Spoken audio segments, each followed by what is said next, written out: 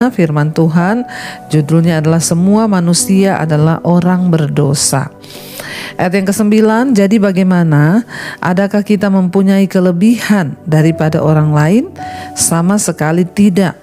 Sebab di atas telah kita tuduh baik orang Yahudi maupun orang Yunani bahwa mereka semua ada di bawah kuasa dosa. Ayat yang ke-10, sebab ada tertulis tidak ada yang benar, seorang pun tidak. Ayat yang ke-11, tidak ada seorang pun yang berakal budi, tidak ada seorang pun yang mencari Allah.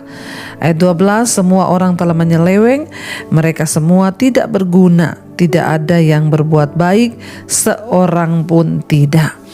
Iya, Bapak Ibu, ya di sini firman Tuhan Rasul Paulus sedang membahas tentang bagaimana ya bahwa manusia itu telah jatuh ke dalam dosa dan hanya Allah lah yang benar. Ya, di sini juga Rasul Paulus ya sedang menyatakan bahwa tidak ada yang lebih baik orang Yahudi ataupun orang Yunani. Ya, semuanya sudah berdosa dan tidak ada satupun dikatakan di sana yang memiliki kelebihan. Ya, kalau kita lihat ayat 9 di sana dikatakan, jadi bagaimana? Adakah kita mempunyai kelebihan daripada orang lain? Sama sekali tidak, sebab di atas ya pada pasal yang sebelumnya di atas ya itu di sana dikatakan telah kita tuduh ya baik orang Yahudi maupun orang Yunani bahwa mereka semua ada di bawah kuasa dosa. Kita tahu bersama dosa pada awal mula dia datang ke dalam dunia ya dan mencemarkan seluruh umat manusia. Akibat dosa dari Adam, ketidaktaatan membuat seluruh manusia kehilangan kemuliaan Allah, berbuat dosa. Karena itu Rasul Paulus bilang tidak ada kelebihan. Mau orang Yahudi, mau orang Yunani, semua berdosa. Ya, tetapi bisa dikatakan saudara, ya kenapa dikatakan manusia itu berdosa? Ya, dan semuanya mereka tidak berguna. Di sana dikatakan, ya seorang pun ya tidak ada yang benar, seorang pun tidak, ya tidak ada seorang pun yang berakal budi. Ya, kalau kita lihat ayat yang ke-10 di sana dikatakan, ayat yang ke-11, tidak ada seorang pun yang berakal budi, tidak ada seorang pun yang mencari Allah. Kenapa manusia itu dikatakan tidak berguna? Kenapa manusia itu dikatakan tidak berakal budi? Kenapa manusia itu dikatakan tidak ada kelebihan apapun? Sebab satu Bapak Ibu, karena tidak ada seorang pun yang mau mencari Allah. Kita tahu kejatuhan bangsa Israel ya. Mereka berbuat dosa, memberontak sehingga penghukuman datang karena mereka tidak mencari Allah. Ya, jadi manusia itu akan terus menjadi bodoh, akan terus tidak berguna, akan terus tidak memiliki kelebihan apa-apa selama ia tidak memutuskan untuk mencari Tuhan. Ya, apa yang membuat hidup kita bernilai? Apa yang membuat hidup ini berdampak? Apa yang membuat hidup ini memiliki arti di dalam dunia yang singkat ini? Hanya satu, ketika kita ini mencari Tuhan. Dikatakan di sini dengan jelas ayat 11 berkata, tidak ada seorang pun yang berakal budi, tidak ada seorang pun yang mencari Allah. Saya bersyukur Bapak Ibu bangun pagi-pagi jam 5 pagi untuk mendengarkan mesbah doa, mesbah syukur. Kalau malam mesbah doa, pagi mesbah syukur. Kita memuji menyembah Tuhan, kita mendengarkan firman, itu adalah sebuah tanda kita ini mau mencari Allah. Ya, orang yang mau mencari Allah itu adalah orang yang rindu untuk mengetahui kebenaran. Sebab dia sadar bahwa ya tidak ada satupun kebenaran yang berasal dari diri kita sendiri. Kenapa dikatakan orang yang mencari Allah lah yang berakal budi? Orang yang mencari Allah lah yang memiliki sesuatu di dalam dirinya. Ya, karena orang-orang yang mencari Allah itu menyadari bahwa dia tidak dapat melakukan apapun dari dirinya sendiri. Kita tidak memiliki kemampuan apa-apa, kita tidak memiliki hikmat apa-apa. Sebab itu kita harus mencari Tuhan. Orang-orang yang mau mencari Tuhan, orang-orang yang mau mencari Allah, mencari kehendaknya, mencari keinginannya, ya mereka lah yang akan menjadi orang-orang yang berarti dan bernilai di mata Tuhan dan di mata sesama manusia. Bapak Ibu, memang ya akibat dosa dari Adam pertama kali membuat semua manusia kehilangan kemuliaan Allah, dan bahkan dosa itu yang membuat hubungan manusia dengan Tuhan itu menjadi rusak. Ya, dan bagaimana kita mengembalikan jati diri kita? Bagaimana kita mengembalikan kemuliaan Allah? Sebab firman Tuhan berkata, manusia itu diciptakan serupa dan segambar dengan Allah. Kita ini diciptakan menjadi sebuah ciptaan yang mulia dari semua ciptaannya, karena dikatakan manusia itu diciptakan serupa dan segambar dengan Allah. Tapi apa yang membuat manusia hidupnya menjadi tidak berarti, tidak berguna, bahkan tidak berakal budi? Ya akibat dosa, karena terpisah dari Tuhan.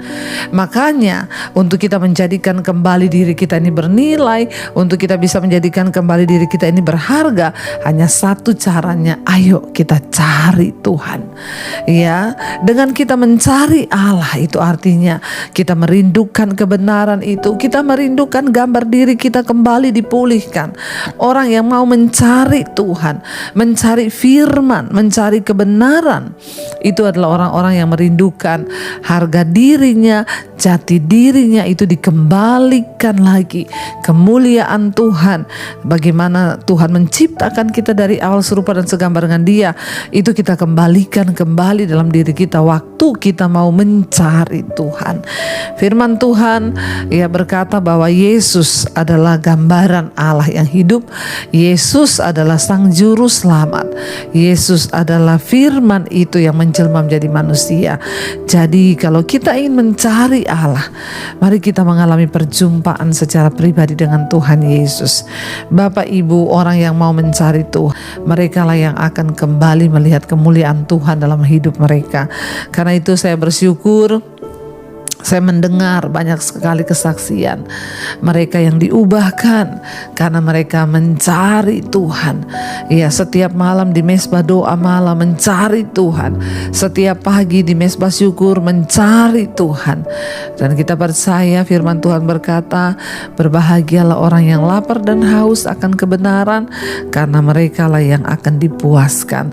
Mari Bapak Ibu, di dunia ini tidak ada lagi orang yang berakal budi, tidak ada lagi orang yang sempurna, ya, tetapi justru karena kasih karunia oleh iman, ya kita bersyukur Yesus datang di dalam dunia, dan tujuan kita hidup ini dalam dunia adalah apa?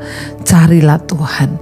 Carilah Tuhan selama Ia berkenan ditemui. Banyak orang menyebut dirinya Kristen, tapi hanya sedikit yang mencari Tuhan. Tidak semua orang Kristen mencari Tuhan.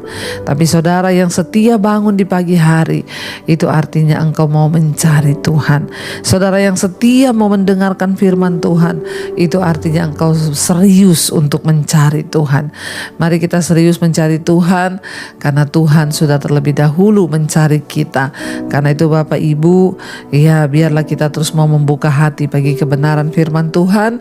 Biarlah kita mau terus membuka diri kita untuk terus diisi oleh kebenarannya, supaya gambar diri Allah boleh kembali dikembalikan dalam diri kita, sehingga kita bukan menjadi manusia yang tidak berarti, tidak berguna, tidak berakal budi. Waktu kita mencari Allah, kita menerima kemuliaannya dalam diri kita. Mari kita mau tundukkan kepala, kita mau renungkan firman ini.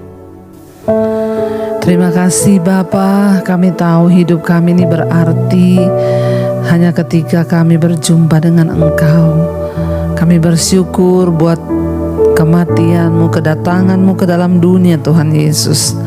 Kau memberikan arti di hidup kami Tuhan. Biarlah kami boleh kembali menjadi ciptaan yang mulia, gambar Allah itu dalam diri kami.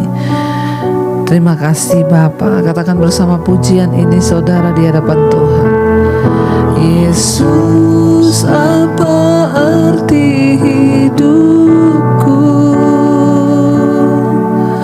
bila Kau tak berikan nyawa-Mu yang terbaik, yang terbaik, tersedia bagiku, kami bersyukur atas kasih karunia-Mu. Lebih lagi katakan di hadapan Tuhan, Yesus, apa arti hidupku bila Kau tak berikan nyawa-Mu yang terbaik, tersedia bagiku. Ku bersyukur atas kasih-Mu, Yesus. Apa arti hidupku bila Kau tak berikan nyawa-Mu yang terbaik, tersedia bagiku. Ku bersyukur atas kasih karunia-Mu.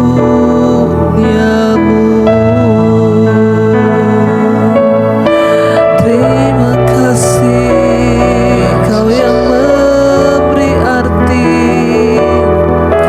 dalam hidup kami, Tuhan.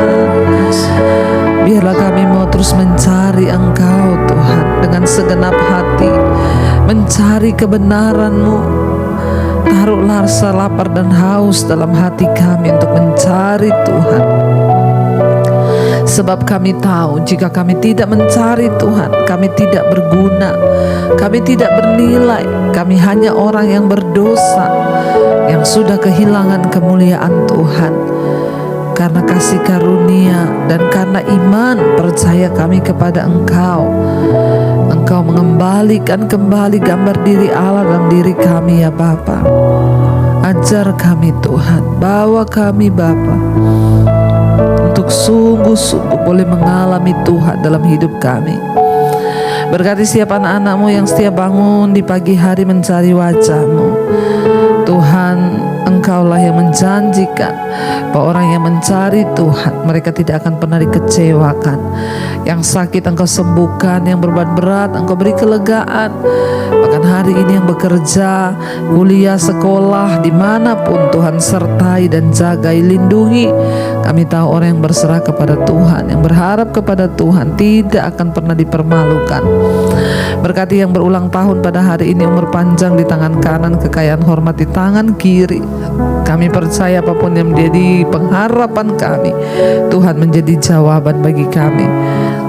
Tuhan memberkati setiap mereka yang mencari pekerjaan. Tuhan memberkati setiap mereka yang terbaring sakit, kesembuhan, pemulihan. Bagi yang berbeban berat, Engkau berikan kelegaan, ya Tuhan.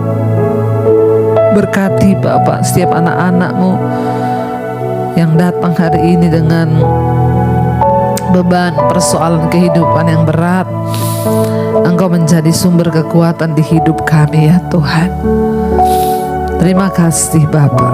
Mari kita berdoa. Bapa kami, Bapa kami yang dalam sorga, dikuduskanlah nama-Mu, datanglah kerajaan-Mu, jadilah kehendak-Mu di bumi seperti di sorga.